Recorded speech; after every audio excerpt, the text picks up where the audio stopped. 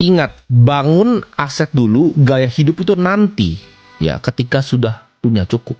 Kenapa gue bilang orang kaya itu fokus membangun aset? Dari kecil ya kan, gue waktu itu lihat Warren Buffett, dia mendapatkan dividen dari Coca-Cola itu lebih besar dibanding semua direksinya yang bekerja seumur hidup.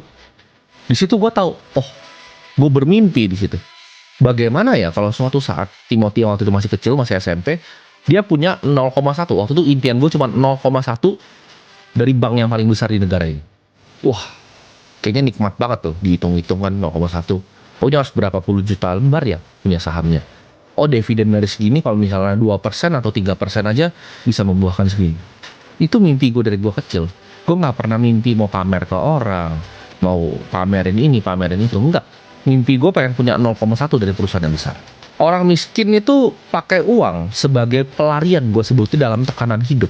Jadi ketika hidup dia dianggap stres, dianggap sulit, uang itu dijadikan pelarian. Oh, boleh dong saya self reward. Oh, boleh dong saya belanjain diri saya sendiri. Saya pengen deh belanja sepatu yang saya pengen. Saya pengen deh belanja tas yang saya pengen. Saya pengen deh belanja baju yang saya udah impi-impikan buat saya pamerin di temen lu yang sebenarnya nggak peduli, dan malamnya mereka semua udah lupa sama tas baru lu itu. Nggak ada yang peduli. Pembelian orang miskin itu semuanya, ya menurut gue pribadi, itu hanya efek dari pencarian validasi sosial. Mereka gengsi nggak punya mobil. Kalau gue di posisi yang lagi merintis, gue naik Gojek, naik Grab setiap hari nggak masalah. Gue tidak punya gengsi.